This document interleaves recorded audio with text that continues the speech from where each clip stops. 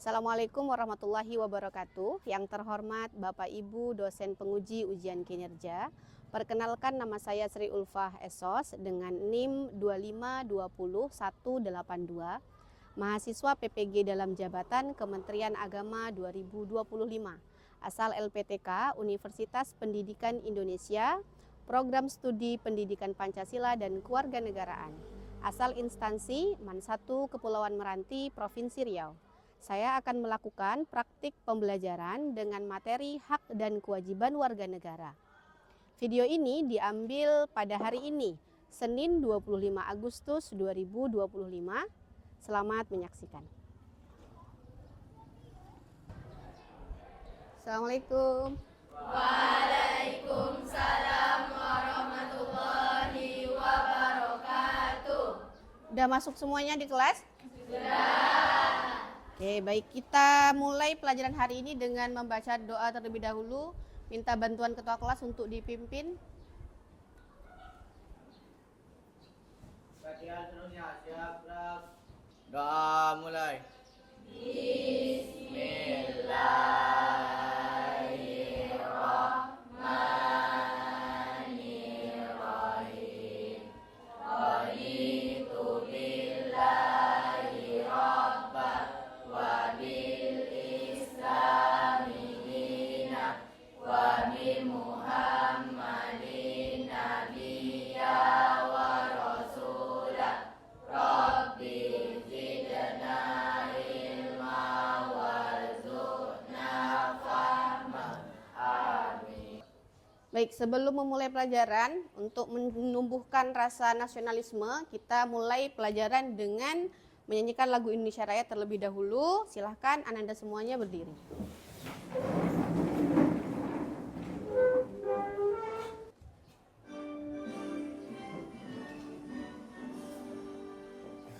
Indonesia tanah airku, tanah tumpah darahku. Di sanalah aku berdiri, dari pandu ibuku. Indonesia kebangsaanku, bangsa dan tanah airku. Marilah kita bersatu, Indonesia bersatu.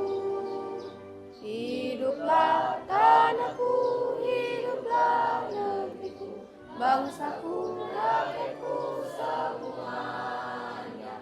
Bangunlah jiwanya, bangunlah badannya, untuk Indonesia Raya. Indonesia Raya, merdeka, merdeka, tanahku, negeriku yang ku cinta. Indonesia Raya, merdeka, merdeka, hiduplah Indonesia Raya. Indonesia Raya, merdeka, merdeka, tanahku, negeriku yang ku cinta. Indonesia Raya, merdeka, merdeka, hiduplah Indonesia Raya. Ibu lihat ada 2 kursi yang kosong. Siapa yang tidak hadir? Luna sama Fania, Bu. Kemana? Luna sama Fania? Sakit. Oke. Kita doakan semoga yang sakit hari ini diberikan kesembuhan ya. Amin. Oke, udah siap untuk belajar? Sudah. Oke. Nah, pembelajaran hari ini kita mulai dengan pertanyaan. Kalian ke sekolah naik sepeda motor kan? Ya. Isi bensin di mana? SPBU. Kenapa kalau di SPBU kalian harus antri? Karena ramai. Terus apa lagi? Biar teratur. Boleh nggak kalau kalian ngambil antrian sesuka hati kalian? Ya. Atau pernah nggak kalian mengalami antrian kalian diserobot oleh orang lain? Ya. Pernah. Perasaan kalian gimana kalau antrian diserobot? Kesal. Marah ya? Marah, kesal. Karena antrian kita diambil oleh orang lain. Oke.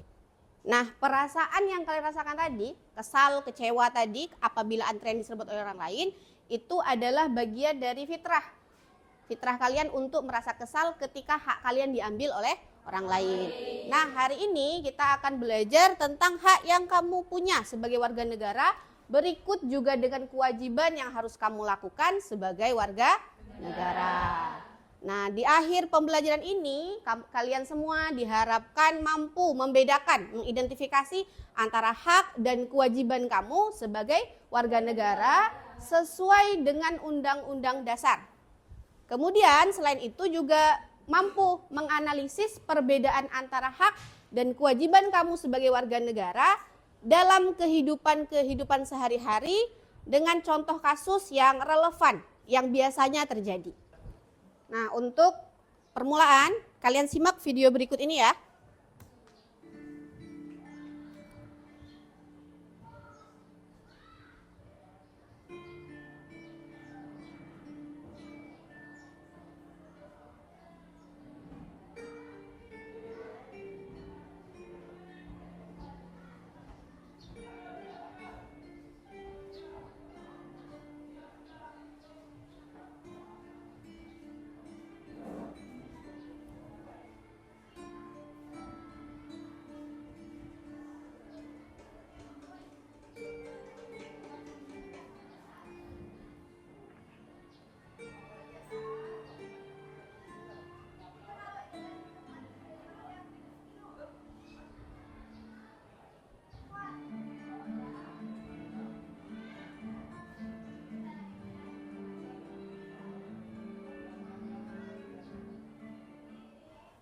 Oke, selanjutnya kita perhatikan video yang kedua ya.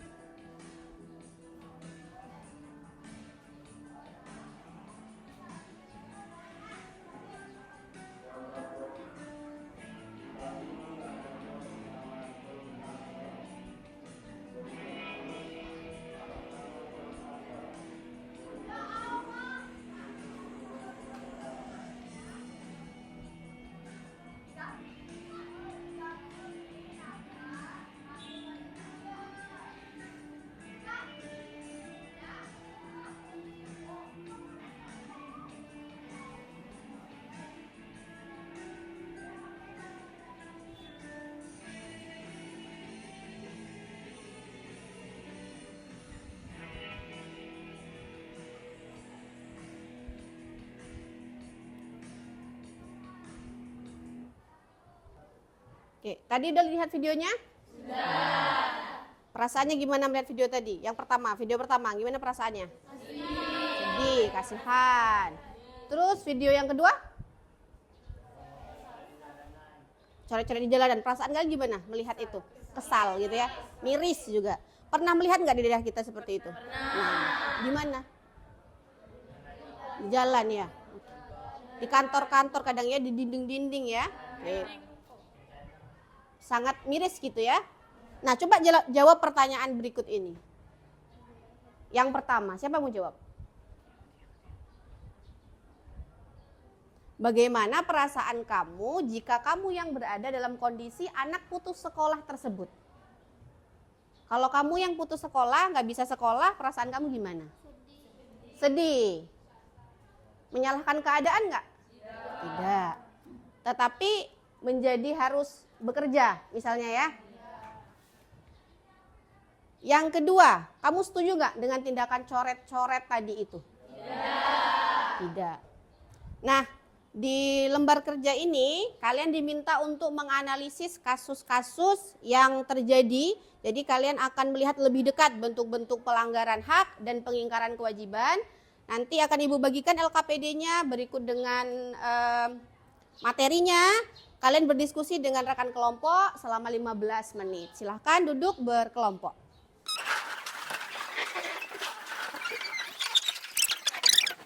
Dan Kafa dan Amin.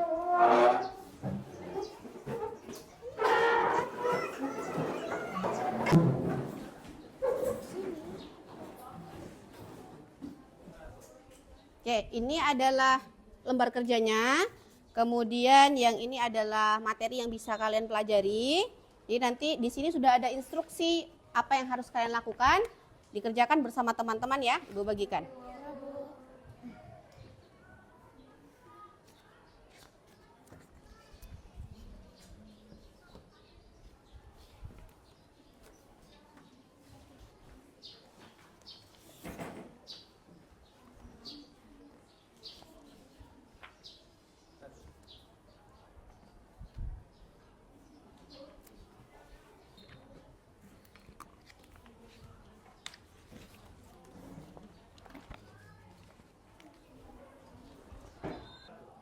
Semua LKPD sudah dibagikan, silahkan dikerjakan. Waktu kalian ada 15 menit. Kerjakan bersama teman kelompok kalian ya. Nanti Ibu akan sekalian berjalan-jalan gitu. Membimbing kalian, kalau ada pertanyaan silahkan ditanyakan. Ibu juga akan melakukan penilaian kinerja kalian berkelompok.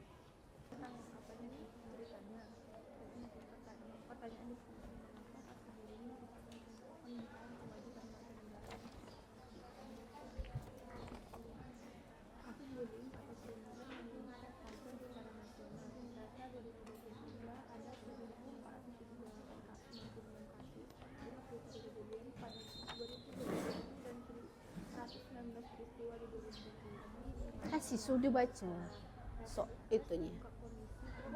Iya, oh ganti gantian. Iya.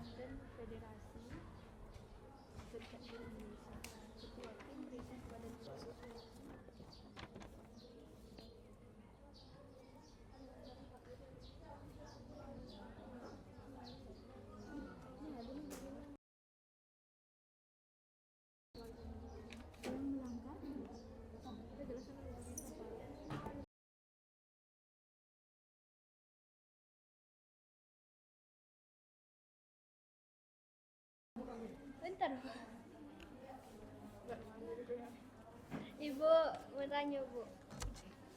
Yang soal ini dicatatkan apakah negara mengatur perilaku mematuhi aturan pemerintah yang dituangkan dalam undang-undang.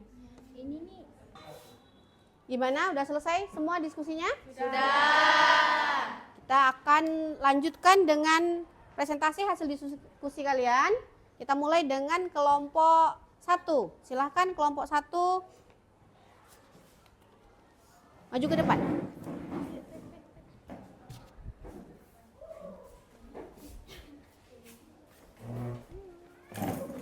Yang lain nanti boleh menanggapi. Oke, baik. Assalamualaikum warahmatullahi wabarakatuh. Waalaikumsalam warahmatullahi wabarakatuh. Oke, teman-teman semuanya, kami dari kelompok 1 akan mempresentasikan hasil diskusi kami mengenai studi kasus yang telah dibagikan oleh Ibu Ulfa tadi. Tapi sebelum kami menjawab pertanyaan-pertanyaan yang telah disediakan, izinkan saya untuk membacakan terlebih dahulu isi dari studi kasus yang telah diberikan. Baik, jadi studi kasus yang diberikan oleh Ibu Ulfa tadi itu adalah tentang pengingkaran kewajiban warga negara. Nah, jadi teman-teman, kasus bullying atau perundungan itu meningkat tajam secara nasional. Data 2023 itu ada 1.478 kasus bullying dilaporkan. Sementara pada 2022 terdapat 266 kasus, 53 kejadian pada 2021 dan 119 peristiwa di 2020. Bullying atau perundungan adalah salah satu masalah serius yang harus segera ditangani. Sebab perundungan berdampak negatif pada korban dan bisa terjadi di mana saja, termasuk di sekolah. Data di atas itu diungkap oleh Komisi Perlindungan Anak Indonesia atau KPAI dan Federasi Serikat Guru Indonesia atau FSGI. Ketua Tim Riset Badan Riset dan Inovasi Nasional BRIN, Lembaga Pengelola Dana Pendidikan LPDP dari Universitas Negeri Yogyakarta, Eva Imania Eliasa mengaku sudah meriset bullying di sejumlah negara. Di Indonesia, pihaknya menghimpun data dari KPAI dan Komnas HAM. Hasilnya hampir 15% pelajar di sekolah di Indonesia itu dipastikan mengalami perundungan. Nah, jadi pertanyaan yang kedua itu, apakah negara mengatur perilaku terkait tindakan bullying yang dituangkan dalam undang-undang? Jika ada, tuliskan bunyi undang-undang tersebut beserta maksudnya. Jadi teman-teman, seperti yang kita tahu, tindakan bullying ataupun perundungan itu merupakan pengingkaran kewajiban bagi kita semua. Termasuk di dalam pasal 28J ayat 1 yang bunyinya setiap orang wajib menghormati hak asasi manusia orang lain dalam tertib kehidupan bermasyarakat, berbangsa dan bernegara. Jadi pertanyaan yang ketiga, bagaimana sikap kita sebagai warga negara agar kasus bullying tidak terjadi di sekolah kita? Jadi yang harus kita lakukan adalah menghormati sesama teman, tidak melakukan diskriminasi atau membeda-bedakan, dan tidak membuat circle yang tidak mau berteman dengan circle lain. Bagus ya. Ada kelompok lain yang mau menanggapi atau bertanya? Oke, silahkan Hasni. Baik, Assalamualaikum warahmatullahi wabarakatuh. Waalaikumsalam warahmatullahi wabarakatuh. Perkenalkan, nama saya Hasni Aulia dari kelompok 3. Saya akan menanggapi dari kelompok 1. Menurut kelompok 1 itu adalah terjadinya pengingkaran kewajiban dari persepsi pelaku.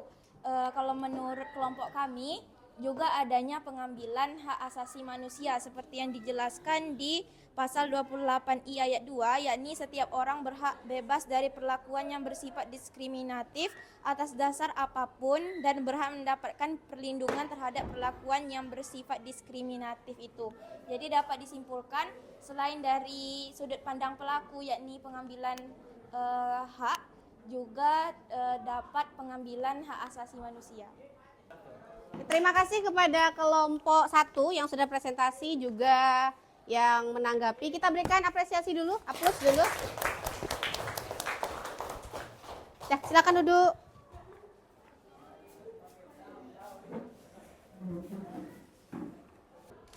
Terima kasih kepada kelompok 1 tadi ya, presentasinya tentang pengingkaran kewajiban yang dilakukan oleh warga negara. Bentuk kasusnya adalah bullying tadi ya, tindakan semena-mena dan terjadi di sekolah, sangat miris sekali.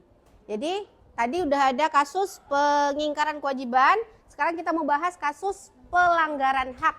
Jadi kepada kelompok yang mendapatkan kasus pelanggaran hak, kepada kelompok 3 ya, kelompok Hasni, silahkan dipresentasikan.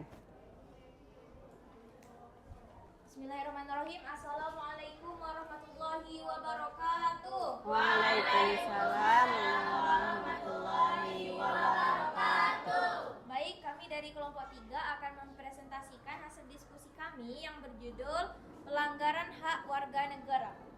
Rumah ibadah belum jadi ruang nyaman untuk ibadah.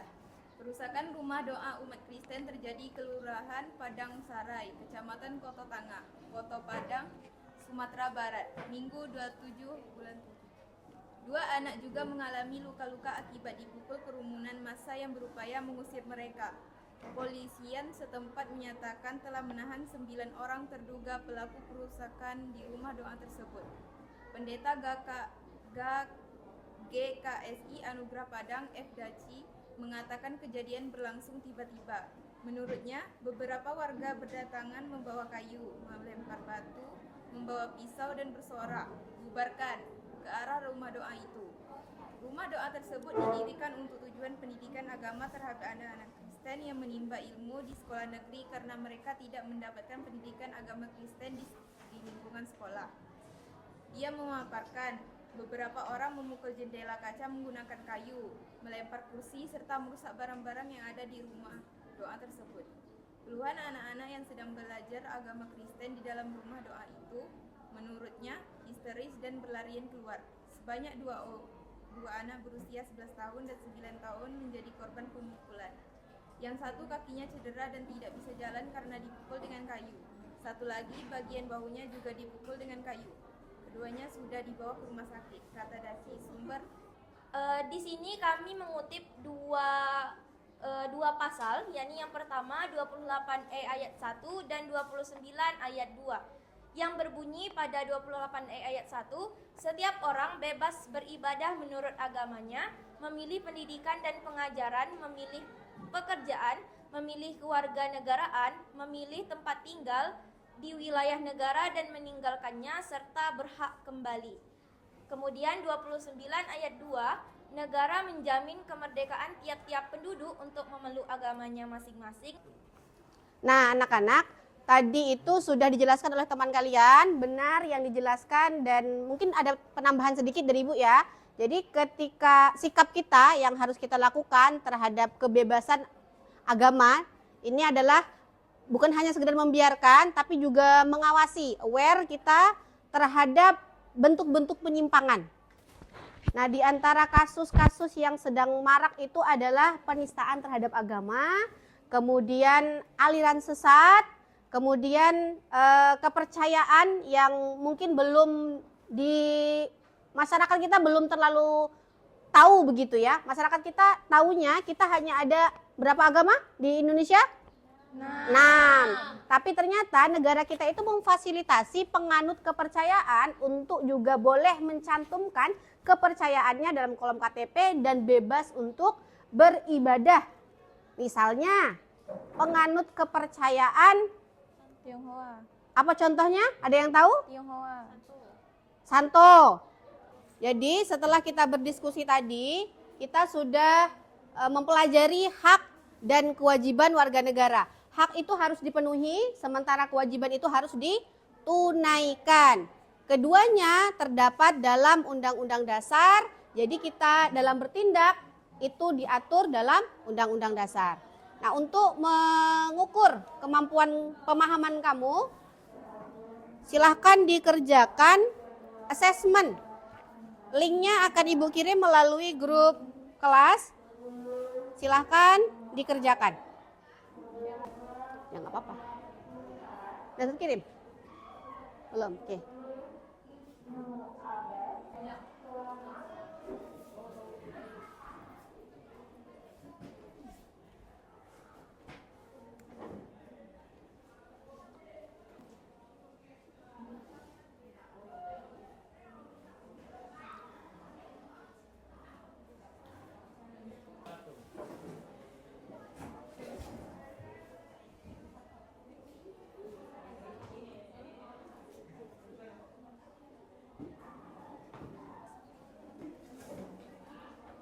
Kita ice breaking dulu ya untuk refresh gitu biar tidak terlalu capek gitu.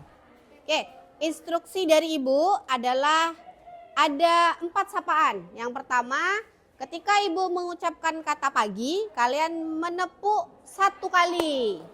Kalau siang 2 kali.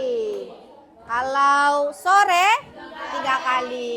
Malam tidak tepuk. Oke, bisa dimulai? Pagi, siang, sore, malam, pagi, malam. Semuanya fokus, keren sekali. Tepuk tangan dulu. Oke, semuanya konsentrasi. Pagi, siang, sore, malam, siang, malam, pagi, sore, malam, pagi, sore, siang, sore, malam, pagi, siang, malam. Banyak yang nggak konsentrasi ya. Oke, akhirnya ketangkep ikan kita. Terima kasih, good job. Tepuk tangan untuk kita semuanya. Ibu ucapkan terima kasih untuk partisipasi aktifnya di kelas, diskusinya berjalan dengan lancar, presentasinya juga bagus, kalian juga menanggapi, merespon, artinya kalian paham dengan materi kita hari ini tentang hak dan kewajiban. Sekarang kita akan masuk ke tahap kesimpulan.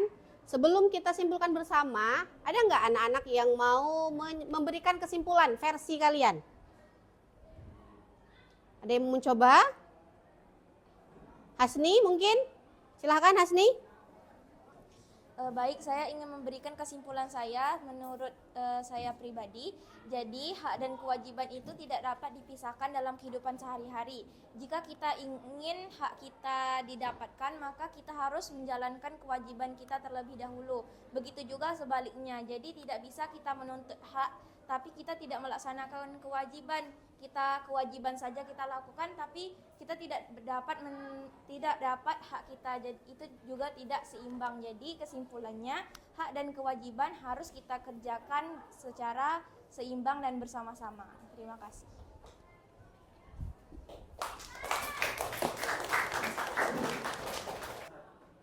Betul ya yang disampaikan oleh teman kalian tadi, antara hak dan kewajiban itu harus dijalankan secara seimbang. Tidak bisa kita menuntut orang saja yang menjalankan kewajibannya, tetapi kita juga harus menjalankan kewajiban kita sebagai warga negara. Begitupun kita punya hak, orang lain juga punya hak. Jadi antara kita dan orang lain adalah sama-sama warga negara, sehingga antara hak dan kewajiban kita itu sama. Secara pribadi kita harus menjalankan keduanya secara seimbang supaya tidak terjadi konflik. Kalau orang cuma menuntut untuk dihargai tapi tidak ada orang yang mau menghargai, jadinya apa? Konflik. Orang akan bertengkar.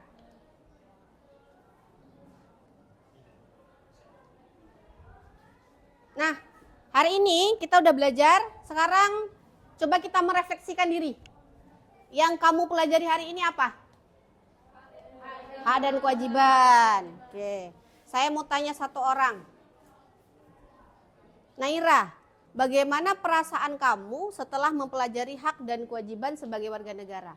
Naira kan warga negara nih. Setelah mempelajari ini, perasaan kamu bagaimana? Lebih memahami apa itu hak dan kewajiban dan bagaimana cara melakukannya. Oke, ada yang lain nggak yang mau menyampaikan perasaannya setelah mempelajari materi hari ini? Selain Naira. Yang laki-laki misalnya, Kafa, gimana perasaannya setelah belajar hari ini, Kafa? Setelah mempelajari ini saya memahami agar supaya lebih bisa menghargai orang yang berada di sekitar kita. Dah itu aja, Bu. Oke, terima kasih Kafa. Yang lain perasaannya sama nggak? Sama ya. Oke, nanti pulang ke rumah main handphone kan? Iya. Buka IG, TikTok? Nah, sambil rebahan, coba nanti kamu lihat postingan orang. Di kolom komentar itu pasti ada banyak komentar kan? Beragam tuh. Ada yang komentarnya baik, ada yang komentarnya buruk. Nah, coba kamu lakukan penelusuran. Mana yang merupakan pengingkaran kewajiban dan mana yang merupakan pelanggaran hak. Ada nggak orang-orang yang komentarnya itu jelek dan melanggar kewajiban, juga mengambil hak orang lain? Nanti di rumah ya, kita diskusikan minggu depan. Karena materi kita minggu depan adalah bentuk-bentuk pelanggaran hak dan pengingkaran kewajiban dalam kehidupan sehari-hari. Misalnya nih, misal satu aja, diskriminasi, beda-bedain teman.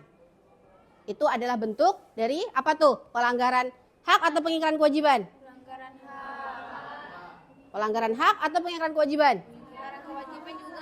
Dua-duanya ya. Oke, nah ini akan kita pelajari lebih lanjut minggu depan. Harapan Ibu setelah belajar ini kita akan menjadi be a good citizen. Warga negara yang baik. Oke, pelajaran hari ini sudah cukup. Kita tutup dengan doa. Silahkan ketua kelas tolong dipimpin doa penutup majelis. Perhatian seluruhnya, siap gerak. Doa mulai. Bismillahirrahmanirrahim.